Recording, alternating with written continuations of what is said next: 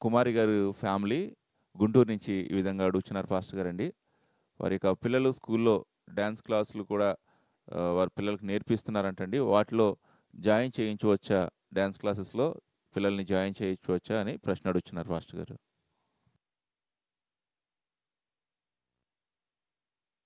సినిమాలో డ్యాన్సులు మాకెందుకు, మా బిడ్డలకి చదువు నేర్పించండి, కావాలంటే బాబుని ఇన్స్ట్రుమెంట్స్ నేర్చుకోమనండి.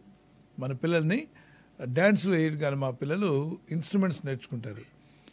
కీబోర్డ్ కావచ్చు, గిటార్ కావచ్చు, తర్వాత తబలా, లెదర్ ఇన్స్ట్రుమెంట్స్ ఉంటాయి. ఇవన్నీ కూడా మరి దావీదు వాద్యములతో దేవుణ్ణి ఘనపరిచాడు.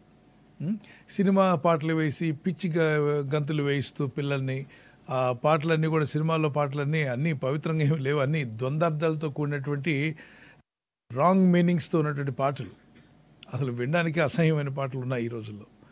అప్పుడెప్పుడో ఒకప్పుడు అర్థవంతమైనటువంటి సొసైటీకి ఉపయోగపడేవి, ప్రజలకు మేలుకొల్పే పాటలు, కొన్ని నైతిక విలువలతో పాడేవాళ్ళు. ఇప్పుడు వచ్చిన పాటలన్నీ కూడా కామాతురత చుట్టూ, పాపం చుట్టూ, అపవిత్రమైనటువంటి మాటలు, వాటితో పాటలు కట్టి వాటిని పిల్లల్లోకి, యవనస్తులకు పంపిస్తున్నారు. వాటికి దూరంగా ఉండడం బెటర్. చెప్పండి, సూటిగా మాట్లాడండి. పిల్లలు కూడా ఎడ్యుకేట్ అయ్యి చెప్పాలి, మేము డ్యాన్సులు కాదు, మేము మ్యూజిక్ నేర్చుకుంటాం, మాకు కావాలంటే మ్యూజిక్ నేర్పించండి మా పిల్లలకి. డ్యాన్స్ కావాల్సిన వాళ్ళు డ్యాన్స్ నేర్పిస్తాను. మీరు అందరి మీద ఒకటే బలవంతం చేయడానికి లేదు. చదువు అయితే అన్ని సబ్జెక్ట్స్ కావాలి, కానీ ఇటువంటి వచ్చినప్పుడు ఆప్షన్ ఉంటుంది. ఆప్షన్ ఇవ్వండి. ఇది ఇష్టం లేనప్పుడు మరొకటి ఆప్షన్ ఇవ్వండి అని చెప్పండి. ప్రార్థన చేద్దాం, దేవుడికి అనుగ్రహించి మేలు చేయాలని ప్రార్థన చేద్దాం. ఇటువంటి ఇబ్బందులు ఉంటాయి, అయితే వాటిని చూసి భయపడొద్దు. మన పిల్లలందరూ కూడా దేవుని వాక్యం ద్వారా ధైర్యపరచబడుదురుగాక. ఆమేన్. God bless you.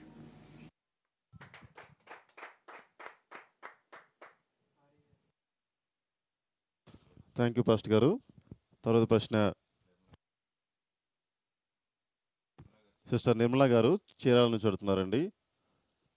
దేవుడు మన ప్రార్థనలకు జవాబు ఇస్తాడని ఏ విధంగా గ్రహించాలి అని ప్రశ్న అడుగుతున్నారండి.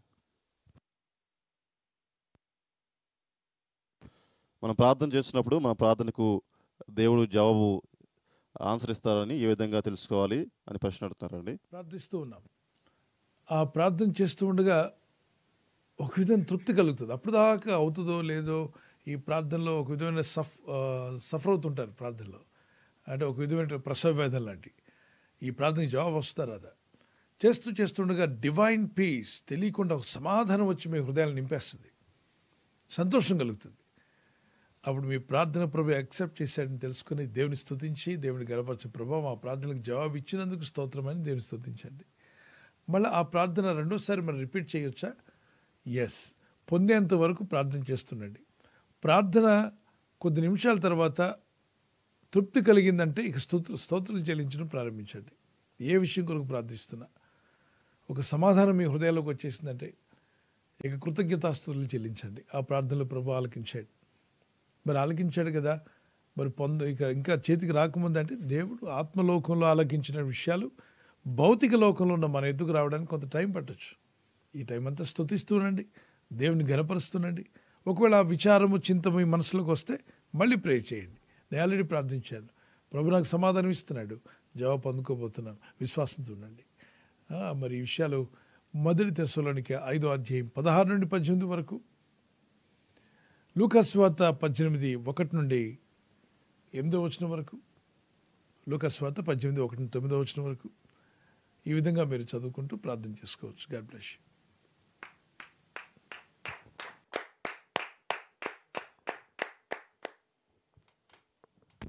థ్యాంక్ యూ పాస్టర్ గారు. తర్వాత ప్రశ్న బ్రదర్ మనీ గారు కాకినాడ నుంచి ఈ విధంగా ప్రశ్న అడుగుతున్నారు. పాస్టర్ గారు, మా పాస్టర్ గారు ఆన్లైన్ చర్చికి వెళ్ళొద్దు అంటున్నారు, వారికి ఏ విధంగా సమాచారం తెలియపరచాలి అనే విధంగా ప్రశ్న అడుగుతున్నారు పాస్టర్ గారు.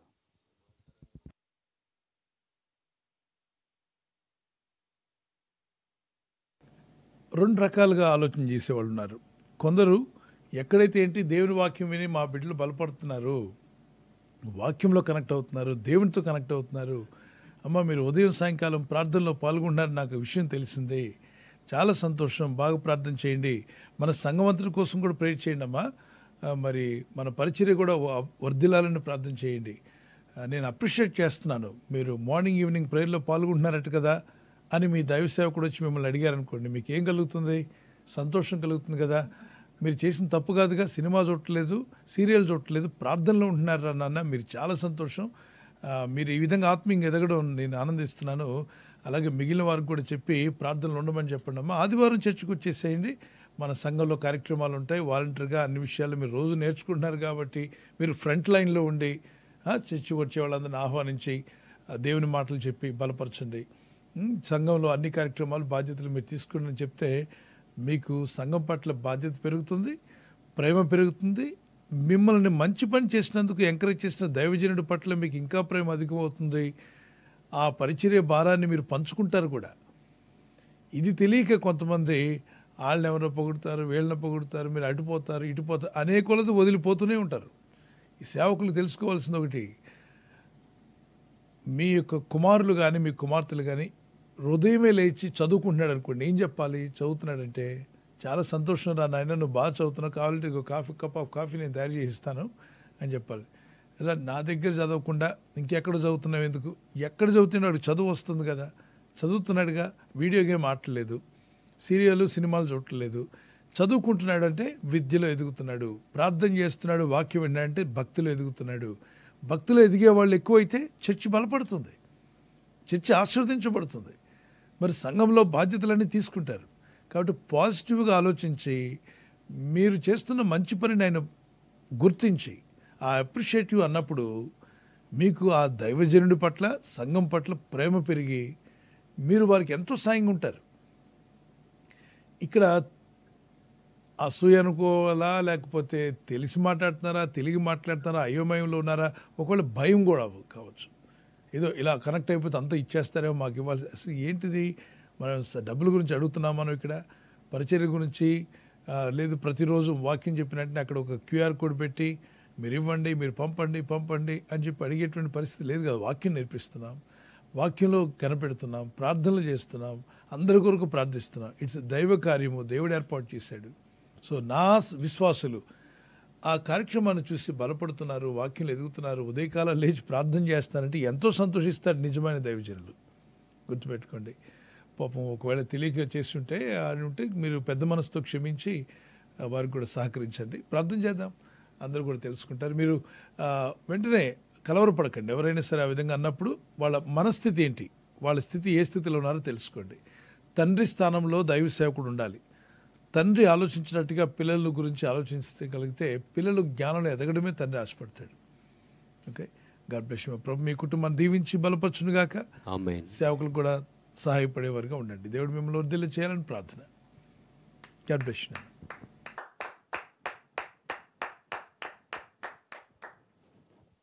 థ్యాంక్ యూ పాస్టర్ గారు. సహోదరుడు కోటి గారు వైజాగ్ నుంచి ఈ విధంగా ప్రశ్న అడుగుతున్నారు. పరలోక రాజ్యంలో దేవాలయం ఉంటుందా అని ప్రశ్న అడుగుతున్నారండి. రైట్ నాన్న. మరి పరలోక రాజ్యంలో కూడా దేవాలయం ఉందా అని ప్రభు అయిన దేవుడే ప్రత్యక్ష గుడారం గురించి మోషేతో చెప్పి పాత నిబంధనలో దాన్ని తయారు చేయించాడు. ఇదంతటి ఒక నమూనా పరలోక పట్టణంలో ఉందా? అక్కడ పరిశుద్ధులు, బలిపీఠము, మరి ముందుగా మృతులైనటువంటి ఆత్మలు పరిశుద్ధులు అక్కడ ఉన్నారా? ఎస్. 6వ అధ్యాయం ప్రకటన గ్రంథం 9, 10, 11 వచనాల్లో క్రీస్తునందు అతసాక్షులైన వారి ఆత్మలు బలిపీఠం కింద భాగంలో నిలబడి వారు నాదా సత్యస్వరూపని ప్రార్థన చేస్తున్నారు. పరిశుద్ధుల ప్రార్థనలన్నీ కూడా బలిపీఠం మీద కనబడ్డాయి. ఖచ్చితంగా బలిపీఠం అనేది ఉంది, అంటే ప్రార్థనలు జరిగేటువంటి స్థలం ఉంది. మరి తండ్రిని దేవుడు ఉండే స్థలం ఉంది. దాని నమూనా భూమి మీద ప్రభు మనకి ఇచ్చాడు ఆ ప్రత్యక్ష గుడారంగా. ఎస్ అని చెప్పాలి. చూడండి, 3వ ఆకాశానికి నేను కొనుపబడ్డానంటాడు అపోస్తలుడైన పౌలు. మనకి ఆవరణము, పరిశుద్ధ స్థలము, అతి పరిశుద్ధ స్థలం అని ఉంది. మరి అతి పరిశుద్ధ స్థలంలో శరాపులు, కెరూబులు, దేవదూతలు తండ్రిని దేవుని చుట్టూ నిలబడి ఆయన స్తుతించేటువంటి విధానం మనకు కనిపిస్తుంది. సో ఇవన్నీ పరలోకం వెళ్ళాక ఒక్కొక్క విషయాన్ని ప్రభు, అంటే టూర్ అంటారుగా, పరలోకం టూరే ఇస్తాడు మనల్ని. ముందు అంతవరకు ప్రభుని నమ్మి వాక్యానుసారంగా జీవిస్తూ ఉండండి. రాకుళ్ళు ఎత్తబడినప్పుడు దగ్గరుండి అడుగుదాం, ప్రభు పటిక సముద్రం ఎక్కడుంది చూపించు, ఆ జీవవృక్షం అంటే ఏంటి మాకు చెప్పు.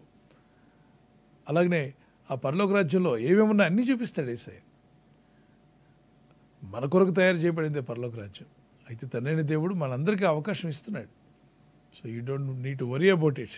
ముందు అక్కడికి వెళ్ళి చేరడానికి ప్రయత్నం చేయండి.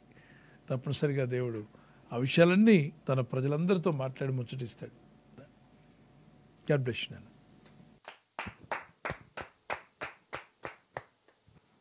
థ్యాంక్ యూ పాస్టర్ గారు. తర్వాత ప్రశ్న బాబు గారు హైదరాబాద్ నుంచి అడుగుతున్నారండి.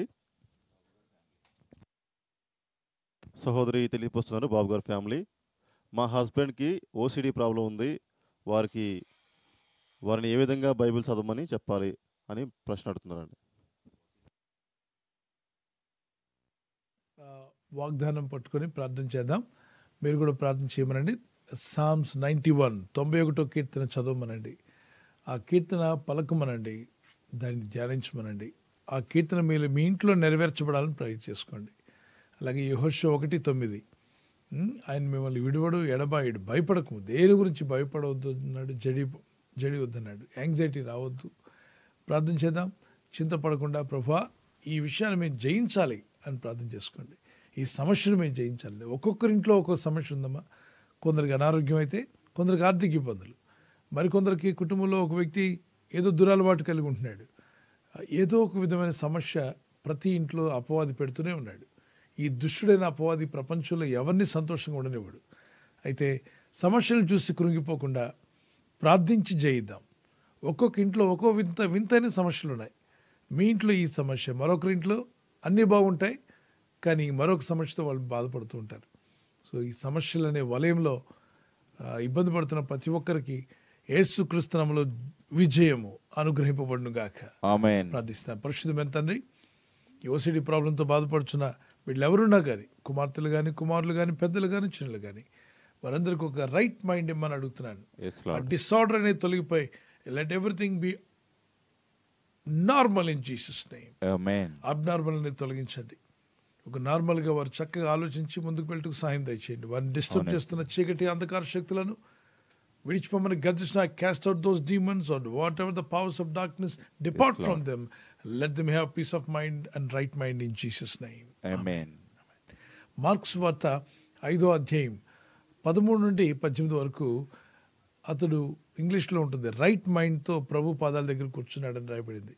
అంటే యేసుక్రీస్తు ప్రభువారు అస్థిరమైన మనస్సు కలిగినటువంటి దెయ్యాలు పట్టిన ఒక వ్యక్తిని, మెంటల్ వాడిని మరి అద్భుతంగా బాగు చేసినట్టు అక్కడ కనిపిస్తుంది. అతని మనసు రైట్ మైండ్ ఇవ్వబడిందట. అంటే రాంగ్ మైండ్ నుండి రైట్ మైండ్కి వచ్చాడు. మే గాడ్ బ్లెస్ హిమ్. వాగ్దానం ఎత్తి ప్రార్థన చేసుకోండి, రైట్ మైండ్ ఇవ్వండి ప్రభు అని. ఇస్తాడు. ధైర్యంగా ఉండండి. అలాంటి పరిస్థితిలో ఎంతోమంది ఉన్నారు ఈ ఓసిడి ప్రాబ్లంతో. సినిమా యాక్టర్స్, ఫిల్మ్ యాక్టర్స్, కొందరు డాక్టర్స్, వాళ్ళే డాక్టర్లు, వాళ్ళు కూడా ఓసిడి ప్రాబ్లంతో సఫర్ అయ్యే వాళ్ళు ఉన్నారు. ప్రపంచంలో చాలామంది పిల్లలైతే కొంతమంది ఆటిజంతో, కొందరు ఓసిడి ప్రాబ్లంతో బాధపడుతున్నారు ఉన్నారు. అయినా వాళ్ళు దాన్ని మేనేజ్ చేయుటకు కొన్ని విధాల మందులు వాడుతూ, మెడిసిన్ వాడుతూ వాళ్ళు జాగ్రత్తగా మేనేజ్ చేసుకోగలుగుతున్నారు. ఏదో వింత సమస్య వచ్చిందని భయపడకండి, ప్రార్థిద్దాం. దేవుడు మనకున్నాడు, విశ్వాసం కలిగి ఉన్నారు. ఒక డాక్టర్స్ ఇచ్చిన సజెషన్లు మానొద్దంటలేదు నేను. You can continue until you see a result. May God bless you completely, set you free.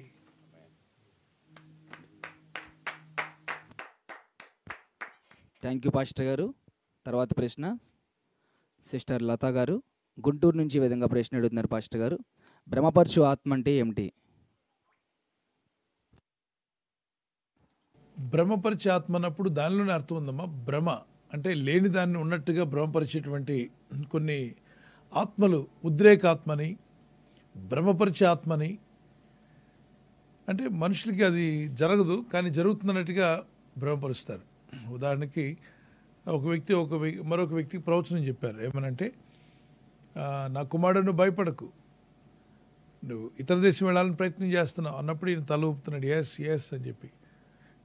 By next week నువ్వు ఫ్లైట్లో వెళ్తున్నావు, నీవు రైట్ సైడ్ని కూర్చున్నావు ఫ్లైట్లో, విండో పక్కన సీట్ నీది, విండో సీట్ నీది, నువ్వు వెళ్ళిపోతున్నావు అన్నప్పుడు ఈయన ఇంకా తలూపుతూ చాలా ఉత్సాహంగా కన్నీళ్లు గారుస్తూ ఉన్నాడు.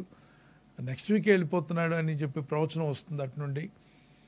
By next week you are flying, నేను చూస్తున్నాను నువ్వు విండో పక్క సీట్లో కూర్చున్నావు, విండో సీట్లో కూర్చున్నావు, మరి నువ్వు ఫ్లై అవుతున్నావు అని చెప్పి అద్భుతమైన ప్రవచనం. ఆ ప్రవచనం అయిపోగానే వాళ్ళ వైఫ్ మాట్లాడుతుంది, పాస్టర్ గారు ఇంకా మా ఆయనకి పాస్పోర్ట్ రాలేదండి అని. నెక్స్ట్ వీకే ఆయన వెళ్ళిపోతున్నాడు. పాస్పోర్ట్ రాలేదు, వీసా రాలేదు. గల్ఫ్ కంట్రీకి వెళ్ళాలంటే పాస్పోర్ట్ ఉండాలి, వీసా ఉండాలి, వర్క్ వీసా ఉండాలి. వీసాను లేదు, కనీసం విజిట్ వీసా కూడా లేదు. కారణం ఏంటంటే పాస్పోర్ట్ రాలేదు. మరి ఈ ప్రవచనం నిజమా? ఒట్టిదే. ఒట్టి ప్రవచనం ఉద్రేకం అనమాట, ఉద్రేకపరచడం. నువ్వు వెళ్ళిపోతున్నావు, ది గాడ్ ఈజ్ షోయింగ్ మీ అన్నప్పుడు ఆ వ్యక్తికి ఎక్కడ లేని ఉద్రేకం వచ్చేస్తుంది. ఇక్కడ ఉద్రేక మాటలు మాట్లాడకూడదు. లేని వాటిని ఉన్నట్టుగా పలకమని బైబిల్ చెప్తుంది. అంటే దేవుడు నాకు ఆరోగ్యం ఇస్తాడు, దేవుడు నాకు జాబ్ దయచేస్తాడు, మంచి తప్పక దేవుడు నన్ను ఆశీర్వదిస్తాడు, ఆయన నన్ను విడువడు, ఎడబాయుడు, ప్రస్తుతం మందు ఉన్న శ్రమల్లో నుండి దేవుడు నన్ను తప్పిస్తాడు. ఈ మాటలు మీరు పలకొచ్చు వాగ్దానాలు ఎత్తి. కానీ అక్కడ నేను చూస్తున్నాను, దేవుడు మిమ్మల్ని మిలియనేర్గా చేస్తున్నారు, బిలియనేర్గా చేసేస్తున్నాడు, అసలు మీకంటే మించిన ధనవంతుడు అసలు భూమి మీద కనబడ్డు. ఇవన్నీ డొల్ల మాటలు. ఈ లేని మాటలు ఉద్రేకపరిచి యవనస్తుని చూసి క్లీన్ షేవ్ చేసుకొని కూర్చున్నాడట. Brother, God is showing me that very soon you're going to get married, God is going to bless you with the right life partner అని చెప్పి అంటున్నాడు. ఆయన క్లీన్ షేవ్ చేసుకుని ఉన్నాడు. ఆయన ముందు వరుసలో కూర్చున్న ఆయన వెనక కూర్చున్నాడు కాబట్టి ఇతనికి ప్రవచనం వచ్చి స్టేజ్ మీద ఉండి ప్రవచనం చెప్తున్నారు. ఇతను తలదించేసుకుంటున్నాడు. అక్కడ వాలంటీర్స్ వెళ్ళి ఎవరెవరంటే ఆ గర్ల్ షర్ట్ ఉన్న వ్యక్తి God is going to bless you with the right life partner అని చెప్పి గట్టిగా ప్రవచనం వచ్చేస్తుంది. ఈ ప్రవచనాన్ని బట్టి గర్ల్ షర్ట్ అంటే ఆ లైన్లో ఈయన ఒక్కడే ఉన్నాడు క్లీన్ షేవ్తో. ఈయన తల ఇంకా దించేస్తున్నాడు. అక్కడ వాలంటీర్స్ వెళ్ళి బ్రదర్ మీ గురించే మాట్లాడుతున్నారు అని చెప్పి అతన్ని ఇలా చూపిస్తే yes God is telling me అన్నాడు. అతన్ని తీసుకొచ్చారు ముందుకి. అతను తలదించి దయచేసి వద్దండి అంటున్నాడు. ఇంతకీ ఏంటని అడిగితే ఆయనకి ఆల్రెడీ పెళ్ళే 2 పిల్లలు. ఇప్పుడు కొత్త పెళ్ళి అంటే మళ్ళీ నా భార్య చీపురు కట్ట పట్టుకుని కొడుతుంది అని చెప్పాడు. అంటే ఈ ప్రసంగికుడు ఏం చేశాడు? ఉద్రేకపరిచాడా? ఎస్. సో దాన్ని ఏమంటాం? ఉద్రేకపరచడం అంటే ఆ స్టేజ్ మీద నిలబడి 4 రాళ్ళు ఇసిరితే ఎవరో ఒకళ్ళు తగలకుండా ఉంటాయా? ఇటువంటి ఆలోచనలతో ఉద్రేకపరిచేటువంటి మాటలు మాట్లాడినప్పుడు అవి విని మనం మోసపోవద్దు. మరి పరిశుద్ధాత్ముడు ఎవరు? ఆదరణకర్త, మరి సత్యస్వరూపైన ఆత్మ ఎవరు? యోహాను సువార్త 16:13 అయితే ఆయన అనగా సత్యస్వరూపైన ఆత్మ వచ్చినప్పుడు మిమ్మును సర్వసత్యములోకి నడిపించును. సత్యం మనల్ని స్వతంత్రులుగా చేస్తుంది కదా. ఈయన సర్వసత్యములోకి నడిపించేటువంటి వాడు. సత్యము సర్వసత్యము. సత్యమేంటి? యేసుక్రీస్తు ప్రభువే నేనే మార్గం సత్యం జీవం అన్నాడు. మరి సర్వసత్యం ఏంటి? క్రీస్తులో సంపూర్ణతలకు మనల్ని నడిపించేటువంటి వాడు పరిశుద్ధాత్ముడు. ఆయన తనంతటి తానే ఏమీ బోధింపక వేటిని విననో వాటిని బోధింపును. ఆ క్రీస్తు ప్రభువారి యొక్క ఆత్మ యేసు ప్రభువారు ఏదైతే చెప్పారో ఆ బోధలో నుండి ఆయన మాట్లాడతాడు.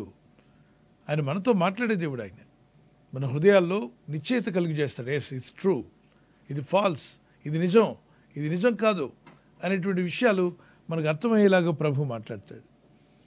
సో సత్యంలోకి నడిపిస్తాడు. సర్వసత్యం అంటే కొందరు అంటారు ఈ బ్యాప్తిజం కాదు, ఈ బ్యాప్తిజంలోకి వెళ్ళడం సర్వసత్యం, మనల్ని మాత్రం నడిపించాడు, మిగిలిన వాళ్ళు ఎవరికి ఈ సత్యం తెలియదు కాబట్టి వాళ్ళందరూ వేరే బ్యాప్తిజాల్లో ఉన్నారు, సర్వసత్యంలో మనమే ఉన్నాం అని చెప్పి అతిశయిస్తూ మిగిలిన సంఘాలన్నీ తక్కువ అన్నట్టు, మిగిలిన సేవకులు వాళ్ళు సర్వసత్యంలో రాలేదన్నట్టుగా తీర్పులు తీర్చుకుంటూ అక్కడక్కడే ముడివేసుకొని కట్టకట్టుకొని దేవుని యొక్క సర్వసత్యం రాకుండా వీళ్ళు ఎక్కడికక్కడ బిగుసుకుపోతున్న వాళ్ళు మనకు కనిపిస్తున్నారు.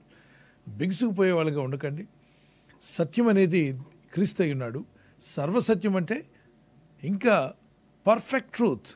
నువ్వు తెలుసుకున్నావు క్రీస్తు గురించి, ఇంకా యేసు గురించి తెలుసుకోవాల్సిన ఆ లోతైన అనుభవంలోకి పరిశుద్ధాత్మను మనల్ని నడిపిస్తాడు. సత్యస్వరూపైన ఆత్మ అంటే పరిశుద్ధాత్మే. ఆదరించాత్మ అన్నప్పుడు పరిశుద్ధాత్ముడే. పరిశుద్ధాత్మకు దేవుని ఆత్మ అని పేరుంది, పరిశుద్ధాత్మ అని పేరుంది.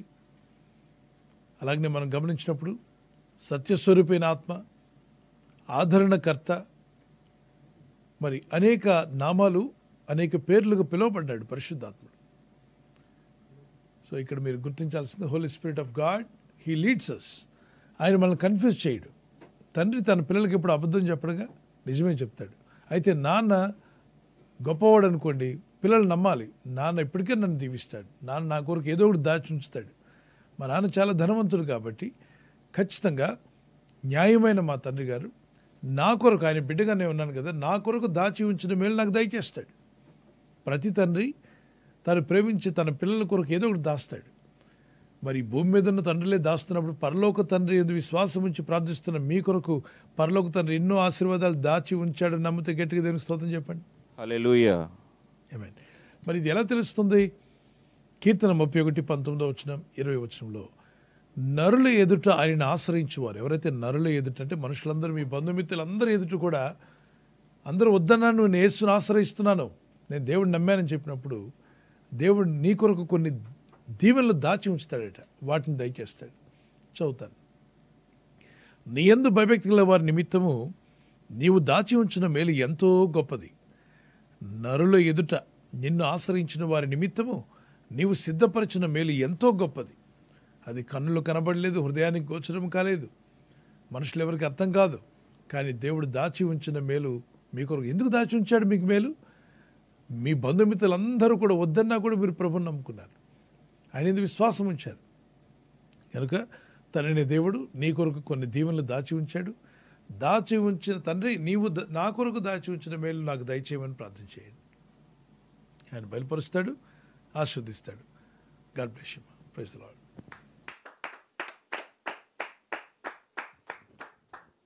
థ్యాంక్ యూ పాస్టర్ గారు. సహోదరి పద్మశ్రీ నెల్లూరు నుంచి ఈ విధంగా ప్రశ్న అడుగుతున్నారు.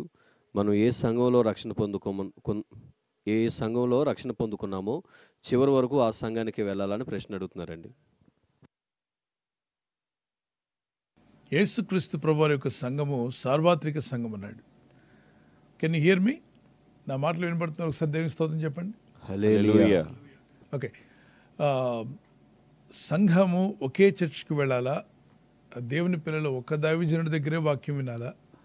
లేదంటే ఆత్మచేత నడిపించబడుతున్న దైవజనులు, దేవుని చేత అపాయింట్ చేయబడినటువంటి దైవ సేవకులు ఎంతోమంది ఉంటారు కదా, మరి వారందరి మాటలు మనం వినొచ్చా లేదా? లేదు ఒక దైవదాసుడు చెప్పినటువంటి మాట ప్రకారంగానే జీవించాలా? కొన్ని డౌట్స్ మీకు రావచ్చు.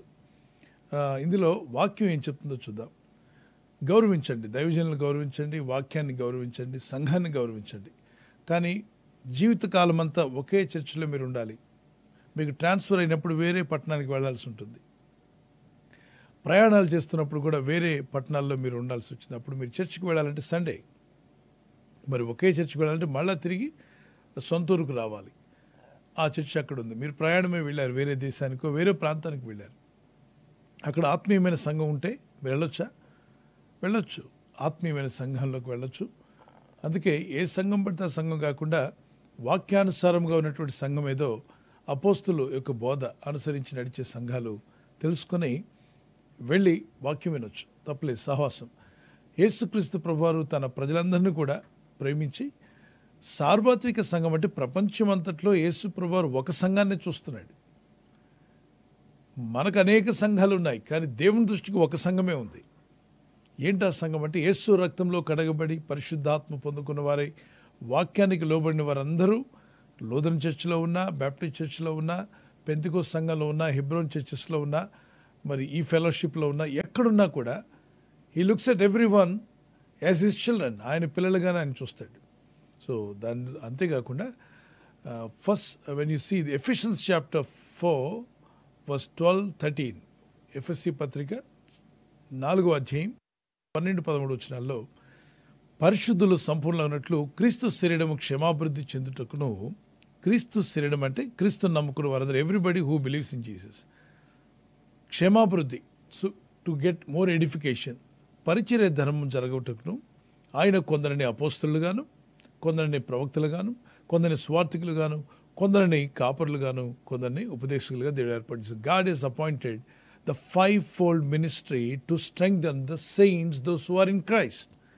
క్రీస్తులో ఉన్నటువంటి నమ్ముకున్న వారిని స్ట్రెంగ్థెన్ చేయడానికి God is given a 5-fold ministry. For every believer should listen to this 5-fold ministry. First of all, apostles, next prophets, and the evangelists. Then comes pastors and teachers. So 5-fold ministry, what does it do? It helps you to grow more for the edification of the church. So you will be edified more. ఇప్పుడు నేను మీ సంఘ కాపరిని కాకపోవచ్చు, కానీ మీరు ఉదయకాల సాయంకాల ప్రార్థనలో లైవ్లో పాల్గొన్నప్పుడు మీరు బలపరచబడుతున్నారా? దేవునితో కనెక్ట్ అవ్వగలుగుతున్నారా? ఆ వాక్యాలు మీకు ఉపయోగపడుతున్నాయా? పరిచర్య అయితే ఖచ్చితంగా మీరు క్షమాభివృద్ధి పొందే విధంగా దేవుడు ఈ పరిచర్ను వాడుకుంటున్నాడు. ఆదివారం మీరు చర్చికి వెళ్తున్నారు, మిగిలిన టైంలో దేవుని వాక్యాన్ని వింటున్నారు. ఏ విధము చేతనైనా మనం చూస్తున్నాం. గాడ్స్ 5G అని చెప్పొచ్చు. It's not 5G network, 4G network కాదు. కానీ ఈ 4Gలు 3Gలు 2G 3G 4G 5G రాకముందే God is given 5G for the church. ఏంటా 5G అంటే apostles, profits, evangelist, pastors and teachers. Why we need this teaching, fivefold ministry? To edify ourselves. మనం ఇంకా దేవుళ్ళు ఎదగడానికి, దేవుళ్ళు బలపడడానికి, రక్షించబడ్డాం, మారుమనసు పొందాం. ఇంకా అంతటితో ఆగిపోలేదుగా. క్రైస్తవ జీవితం మెట్టు నుండి మెట్టుకి ఎక్కుతూనే ఉండాలి పరిశుద్ధతలోకి. క్రీస్తు కృపలో ఎదగాలి. క్రీస్తు యేసు యొక్క జ్ఞానంలో, ఆయన కుమారుని యొక్క జ్ఞానంలో ఎదగాలి. ఎదగడానికి ప్రపంచవ్యాప్తంగా దేవుడు తాను ఏర్పరచుకున్న అనాయింటెడ్ సర్వెంట్స్ ఆఫ్ గాడ్ వాక్యానుసారముగా బోధించేవారు ఉన్నట్లయితే మనం వినవచ్చు. Okay, God bless you. ప్రభు మిమ్మల్ని దీవించుగాక.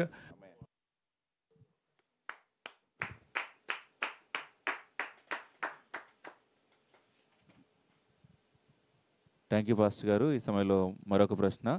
చక్రవర్తి గారు ఈ విధంగా ప్రశ్న అడుగుతున్నారండి జంగారెడ్డిగూడెం నుంచి. జంతువులకు దేవుని దూతలు కనబడతాయా అని ప్రశ్న అడుగుతున్నారండి.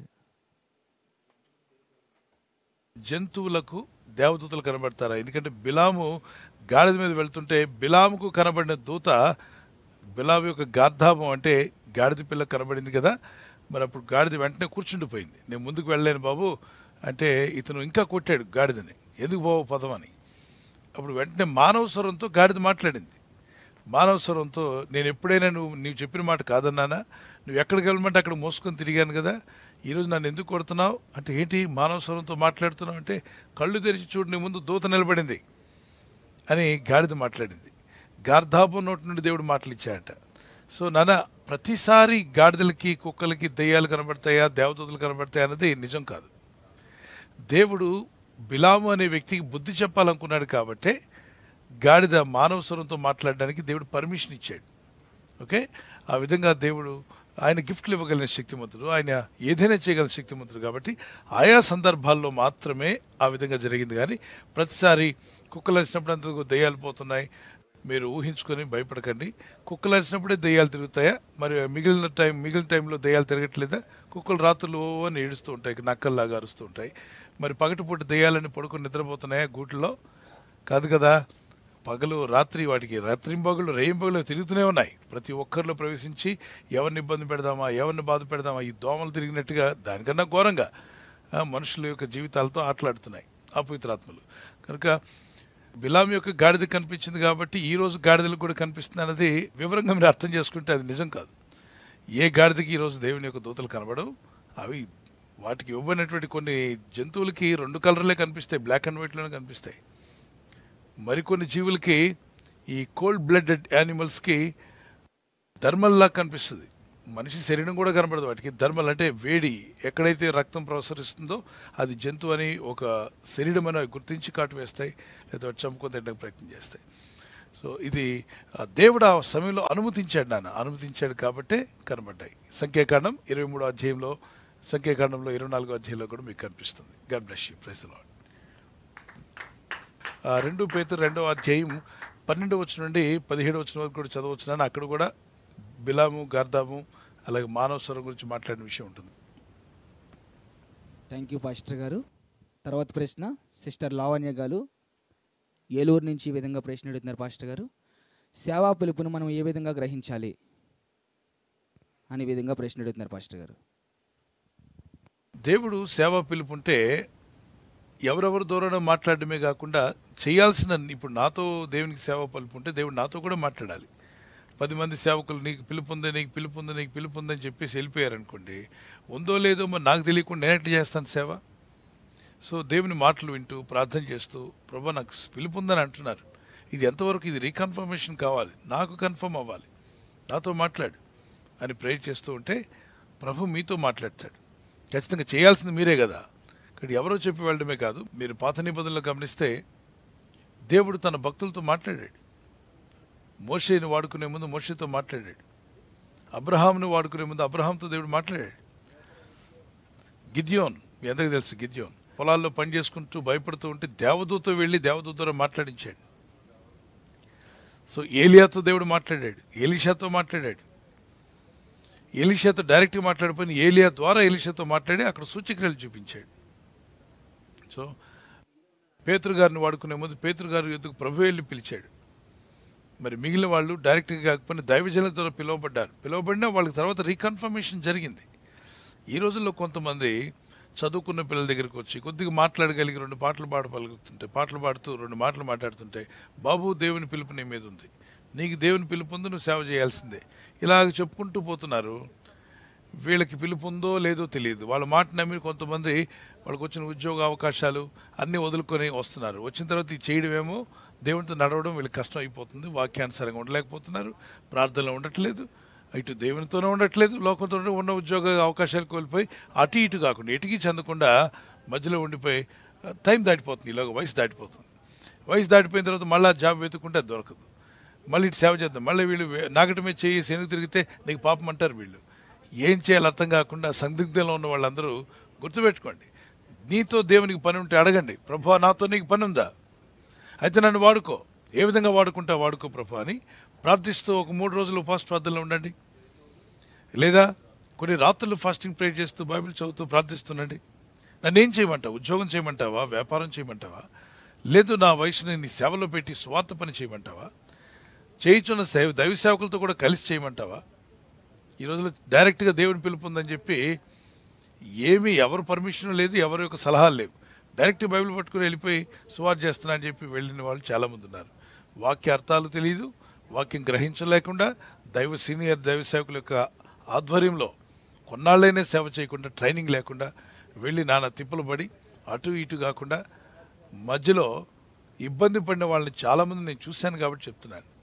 మరి తిమోతి ఉన్నాడు, వయసులో దేవుని పిలుచుకున్నాడు, పౌలు ద్వారా పిలిచాడు. తర్వాత దేవుడు అతనితో రీకన్ఫర్మేషన్ జరిగింది, ప్రార్థన చేశాడు, దేవుడితో నడిచాడు పౌలు గారితో.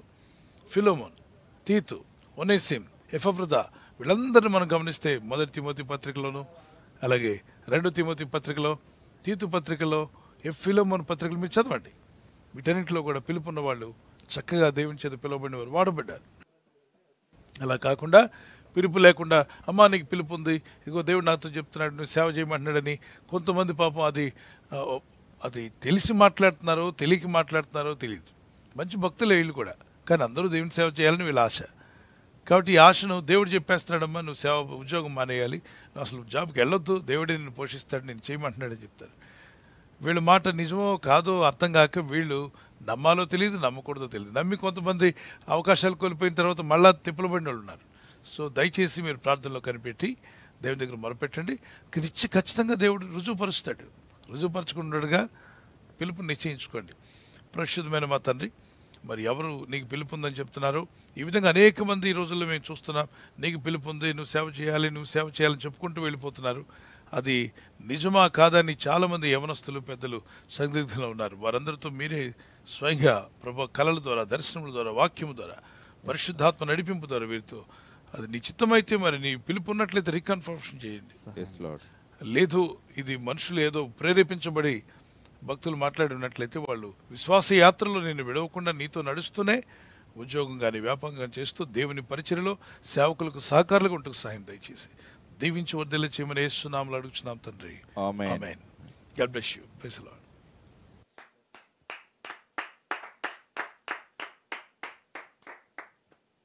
థ్యాంక్ యూ పాస్టర్ గారు. తర్వాత ప్రశ్న మహేశ్వరి గారు మాచర్ల నుంచి ఈ విధంగా అడుగుతున్నారండి.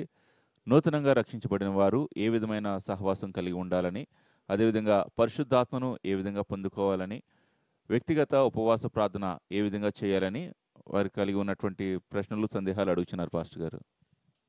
అంటే పరలోక ప్రార్థన ఒకటి చేసి వదిలేయడం కాదు, మీరు ప్రార్థనలో మీ దేవుని సన్నిధిలో మొరపెట్టండి, మీ విషయాలను రాసుకోండి. ఎవరికి తెలియదు, మీ గదిలో మీరు ఉంటారు, ప్రార్థన చేస్తారు, దేవుని దగ్గర మొరపెడతారు.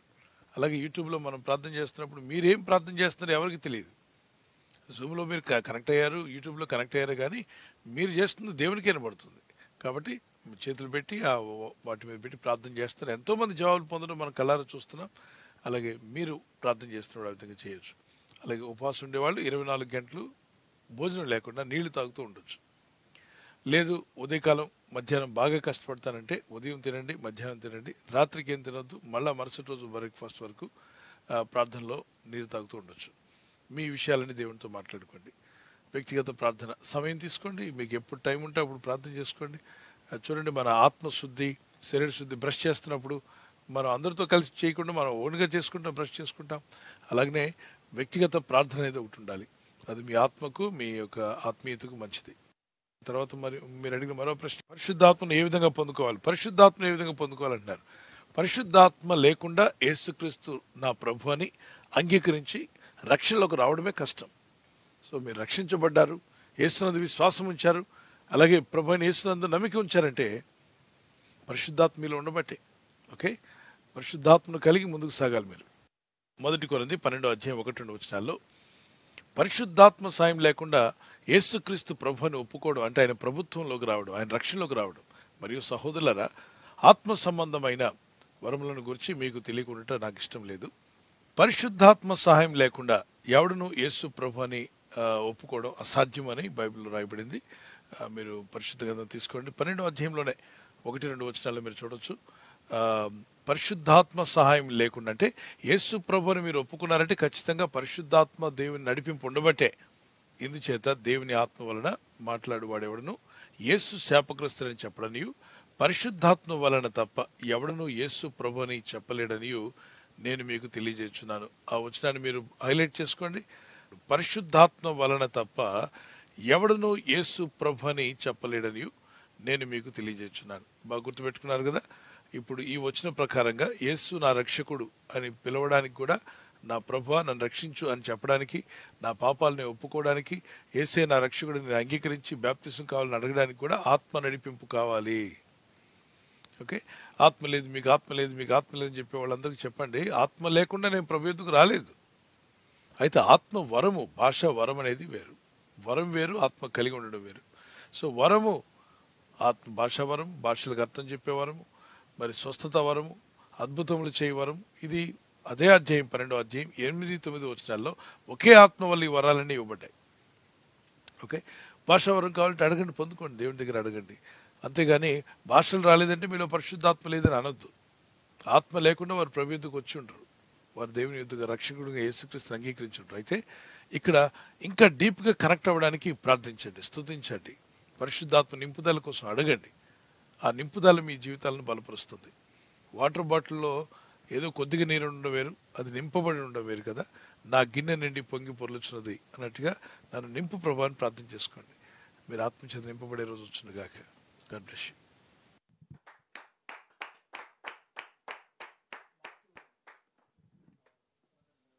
థ్యాంక్ యూ పాస్టర్ గారు. కుమార్ గారు ఫ్యామిలీ జగైపేట నుంచి వాక్యం అడుగుతున్నారండి. ద్వితీయోపదేశకాండము 14వ వచనం 2వ వాక్యం యొక్క వివరణ అడుగుతున్నారు. ఏలయనగా నీ దేవుడైన యెహోవాకు నీవు ప్రతిష్ఠిత జనము, మరియు యెహోవా భూమి మీదనున్న సమస్త జనములలో విశేషముగా తనకు స్వకీయ జనమగునట్లు నిన్ను ఏర్పరచుకొనెను. ఈ యొక్క వాక్యం యొక్క వివరణ అడుగుతున్నారు పాస్టర్ గారు.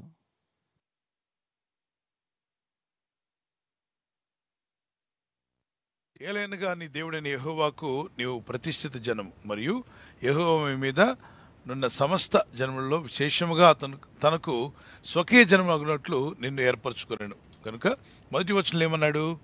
చనిపోయిన వారిని బట్టి కోసుకునేవాళ్ళు, దేహాన్ని చీరుకునేవాళ్ళు. ఇప్పుడు కూడా మీరు చూస్తున్నారా, కొన్ని పల్లెటూరులో, గ్రామాల్లో ఒళ్ళిలా చీరేసుకుంటూ ఉంటారు, రక్తం గారిపోతుంటుంది. కొంతమంది అయితే ఒక రిలీజియన్లో అయితే ఆ పండగ చేసుకుంటారు. ఆ పండగలో మగాళ్ళందరూ కూడా వీపు మీద కత్తులతో కొట్టుకుంటే ఆ వీపు నుండి రక్తం కారుతూ ఉంటుంది.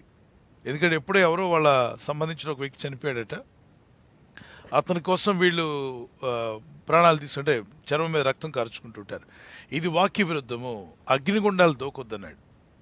అగ్నిగుండాలు అగ్నిమంట వేసి దూకుతూ ఉంటారు. మీ పిల్లలను అగ్నిగుండాలు దాటించకూడదు, మీరు అగ్నిగుండాలు దాటకూడదు అన్నాడు. అగ్నిగుండానికి వెళ్ళా, అసలు అగ్నిగుండం దేవుడు అంటున్నాడు, నేను నిన్ను అగ్నిగుండంలో పడేయను, కాబట్టి మీరు అగ్నిగుండాలు దాటాల్సిన అవసరం లేదు. కాబట్టి అగ్నిగుండంలో పోవాలని ఆశపడుతున్నారా? అసలు ఏంటి అగ్నిగుండం అనేది? అది మంచిది కాదు, మనిషికి మంచిది కాదు. అగ్నిగుండం దాటడం, అగ్నిగుండం పిల్లలు దాటించడం వాక్య విరుద్ధం. దేవుడు వద్దన్నాడు. ఈ పరిశుద్ధ గ్రంథంలో దేవుడిని పరలోకం ఇస్తాను కానీ అగ్నిగుండాల జోలికి వెళ్ళకండి, దాన్ని మీరు దాటనక్కర్లేదు, అని చెప్పి అన్నాడు. రెండోది నిప్పుల మీద దాడుతుంటారు, నిప్పుల మీద దాటడం కూడా వద్దన్నాడు. తర్వాత చెవులు ఇక్కడ చెంపలు పొడిపించుకుంటారు, ఈ పక్కన ఆ పక్కన పొడిపించుకుని నిమ్మకాయలు పెట్టుకుంటారు, వద్దన్నాడు. నీ దేహం దేవాలయం, దాన్ని పాడు చేయొద్దన్నాడు. పచ్చబొట్లు పచ్చబొట్లు పొడిపించుకుంటారు, వద్దన్నాడు. అది కూడా నీ దేహం దేవాలయం కాబట్టి దాన్ని ఆ విధంగా చేయదు, వస్త్రాలతో కప్పుకో, పచ్చబొట్లు పొడిపించుకోవద్దన్నాడు. ఒకవేళ తెలియక పొడిపించుకుని ఉంటే రక్షణలోకి రండి, మారు మనసు పొందండి, దేవునిలో ముందుకు సాగండి. తెలియదు అప్పుడు, వాక్యం తెలియక మీరు చేశారు. ఇప్పుడు దేవుని వాక్యం తెలుసుకున్నారు కాబట్టి తెలిసిన వాళ్ళు ఎవరు ఆ పని చేయొద్దు. నెక్స్ట్ ఇక్కడ చనిపోయిన వారి కొరకు మీ దేహంలో చిరుకోకూడదు. దీనికి అనుబంధంగా మరొక వాక్యం కూడా చెప్తాను. లెవిటికస్ 19వ అధ్యాయం తీసుకుని, లెవిటికస్ లేవి కాండము 19వ అధ్యాయం 21-22 వచనాలు చదువుదాం. ఆ 19వ వచనంలో మీరు చదువుతూ వెళ్తే దానికి సంబంధించినవన్నీ కూడా వస్తాయి. 5వ వచనం కూడా తీసుకోవచ్చు. 5వ వచనం 19వ అధ్యాయంలో ఉంటుంది లెవిటికస్లో. మరి దేహం గురించి ఈ విధంగా చేయొద్దు, హాని చేసుకోవద్దు అంటాడు. అలా పచ్చబొట్లు పొడిపించుకోవద్దనే మాట కూడా నేను మీకు చూపిస్తాను. అది కూడా వాక్యం సెలవిస్తుంది, పచ్చబొట్లు పొడిపించుకోకూడదు. మరి స్త్రీ వేషం పురుష వేషం వేసుకోకూడదని ద్వితీయోపదేశకాండం 5:22లో కూడా ఉంటుంది. ఈ వచనాల్లో ఒక వచనాన్ని మనం చూద్దాం. లెవిటికస్ 19లోనే 28వ వచనం చదువుతున్నాను. 19లోనే 28వ వచనం, అదే అధ్యాయం, ఇందాక నేను చెప్పాను కదా, అదే అధ్యాయంలో ఉంటుంది. చచ్చిన వారి కొరకు మీ దేహమును చీరుకొనకూడదు, పచ్చబొట్లు మీ దేహమునకు పొడుచుకొనకూడదు, నేను మీ దేవుడిని యెహోవాను, మీరు నాకు ప్రత్యేకించబడిన జనం, నేను మిమ్మల్ని ప్రత్యేకించుకున్నాను పరలోకం కోసం, మీరు ఎటువంటి పాడు పనులు చేయకండి, లోకానికి మీరు వెలుగై ఉన్నారు, మీరు వాళ్ళకి చెప్పాలంటే ముందు మీరు చేయండి అంటున్నాడు. ఇక్కడ పచ్చబొట్లు పొడిపించుకోవద్దు, ఆ దేహాన్ని చీరుకోకూడదు అన్నాడు. ఈ 19వ అధ్యాయంలో చాలా విషయాలు మనకు కనిపిస్తాయి. ఓకేనా? తర్వాత ద్వితీయోపదేశకాండము 5వ అధ్యాయం 22వ వచనం కూడా చూడండి. మరి ఆ స్త్రీ వేషము పురుష వేషం స్త్రీ వేసుకోకూడదు. 5:22 వచనం కానీ 21 వచనంలో కానీ చదివినప్పుడు మీకు కనిపిస్తుంది. అక్కడ స్త్రీ అట పురుష వేషం వేసుకోకూడదు, పురుషుడు స్త్రీ వేషం వేసుకోకూడదు. అంటే దాని అర్థం ఏంటి అంటే, డ్రెస్సులు వేసుకునేటప్పుడు పురుషుల్లా కనబడేలాగా స్త్రీలు డ్రెస్ ధరించుకోవడం వాక్యానుసారం కాదన్నాడు. మరి స్త్రీ అంటే చిన్నపిల్లలు వేసుకుంటారు, వాళ్ళ ఇంట్లో డ్రెస్సులు ఉంటాయి, వేసుకుంటూ ఉంటారు, ఓకే. పెద్దవారు అయిన తర్వాత స్త్రీ అన్నప్పుడు వివాహం అయిపోయింది, ఒక కుటుంబస్తురాలు కాబట్టి ఆమె తన ప్రైవేట్ లైఫ్, తన కుటుంబం గురించి మాట్లాడట్లేదు దేవుడు. బయటికి వెళ్ళినప్పుడు స్త్రీ వేషం 22:5 నాన్న, ద్వితీయోపదేశకాండం 22:5, స్త్రీ వేషము వేసుకొనకూడదు, పురుషుడు స్త్రీ వేషము ధరింపకూడదు, స్త్రీ పురుష వేషము వేసుకొనకూడదు, పురుషుడు స్త్రీ వేషము ధరింపకూడదు, అలాగూ చేయి వారందరూ నీ దేవుడైన యెహోవాకు హేళన. అంటే దాని అర్థం ఏంటి? దేవుడు అందరిని అసహించుకుంటున్నాడని కాదు, సమాజం పాడైపోకూడదు, సమాజం బాగుండాలి. ఇప్పుడు పురుషులాగా స్త్రీలు డ్రెస్సులు వేసుకొని వెళ్తున్నారు అనుకోండి, పొరపాటు పడే అవకాశం ఉండొచ్చుగా. ఎవరైనా పురుషులు దగ్గరకు రావచ్చు, ఒకవేళ ఎవరు అతను పురుషుడిలాగా ఉన్నారు కాబట్టి తెలియక ఒకవేళ మిస్బిహేవ్ చేసే అవకాశం ఉంటుందేమో. కాబట్టి స్త్రీ పురుష వేషం వేసుకుంటే తనకి ఇబ్బంది కలగవచ్చు, పురుషుడు స్త్రీ వేషం వేసుకుంటే తనకు కూడా ఇబ్బంది కలగవచ్చు. ఆ మధ్య ఏదో కథలో వింటుంటాం, ఆయన ఎవరో ఈయన తప్పించామని ఆయన స్త్రీ వేషం వేసుకుంటే ఆయన నువ్వు నాకు నచ్చావని చెప్పి ఆయన తిరిగాడట, వాళ్ళకి ఎవరో పుట్టారట. ఇక అన్నీ మనకు వద్దు, కానీ వాక్యం సెలవిస్తుంది అటువంటి పనులు చేయకూడదు అని ప్రభు అన్నాడు. చిన్నపిల్లలుగా ఉన్నప్పుడు పేరెంట్స్ వాళ్ళని భక్తులు పెంచుతూ ఉంటారు, బాలురుగా ఉన్నప్పుడు, బాలికలుగా ఉన్నప్పుడు ఓకే. ఎప్పుడో ఒకసారి ఫోటోకి వాళ్ళు వేసుకున్నారంటే దాన్ని మనం విమర్శించి వాళ్ళని ఒక ప్రత్యేకంగా కాకుల్లాగా పొడవకూడదు, అర్థం చేసుకోండి. అయితే అదే విధంగా ఉండడం అనేది వాక్య విరుద్ధమైనటువంటిది. దేవుడు ప్రత్యేకించుకున్నాడు, మనల్ని ప్రత్యేకించుకున్నాడు కాబట్టి మనం ప్రత్యేకంగా ఉండడం మంచిది. God bless you.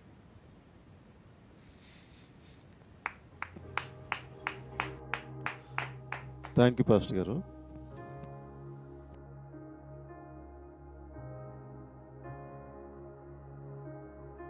ప్రార్థన చేసుకుందాం పిల్లరా. ఈ ఇల్లు దీవించబడును గాక అని చెప్పండి. ఈ కుటుంబం యేసు నామములో దీవించబడును గాక. ఈ గృహానికి, ఈ గృహస్థులకు యేసుక్రీస్తు వారి యొక్క పరిశుద్ధ నామములో సమాధానం కలుగును గాక. ఆమేన్ చెప్పండి. ఆశీర్వాదం. మన తండ్రి దేవుని యొక్క ప్రేమయు, ప్రభువైన యేసుక్రీస్తు వారి యొక్క కృపయు, పరిశుద్ధాత్మ తండ్రి అన్యోన్య సహవాసం, యేసు రక్తంలో కడగబడిన సకల పరిశుద్ధులకు, అనుదినం ప్రార్థనలో మానక పాల్గొంటున్న ప్రార్థనా పరులకు, విజ్ఞాపనకర్తలకు, పరిశుద్ధులకు, దైవ సేవకులకు, మీకును మాకును ఈ దినం నూతనంగా పాల్గొన్న వారికి సదాతోడి నడిపించి బలపరిచి ప్రభు రాకడకు మనల్ని సిద్ధపరచును గాక. Amen. Amen. God bless you. నవ్వుతూ అందరిని పలకరించండి, చిరునవ్వుతూనే ఉండండి.